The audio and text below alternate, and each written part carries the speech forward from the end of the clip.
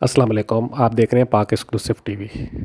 अगर आपने मेरे चैनल को सब्सक्राइब नहीं किया तो करें, इससे मेरी हौसला अफजाई की। आज की एक ब्रेकिंग न्यूज़ ये है कि सईद गनी, शाहिद मसूद और न्यूज़ वन के ख़िलाफ़ मुकदमा जीत गए हैं।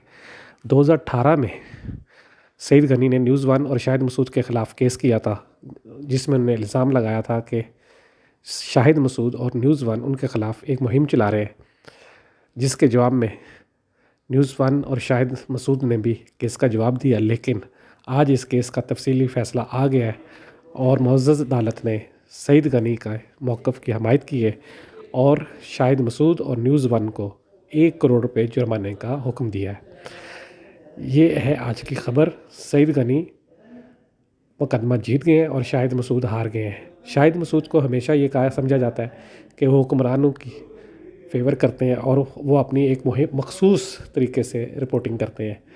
बहुत सारे केसेस में पहले भी हुए जिसमें वो कभी माफ़ी मांग ली, कभी कुछ हुआ, लेकिन इस मुकदमे में उन पर 1 करोड़ रुपए का जुर्माना किया गया है। देखना ये है कि इसके बाद वो आगे हाई कोर्ट में जाते हैं या जो है इस फैसले को तस्लीम करते हैं।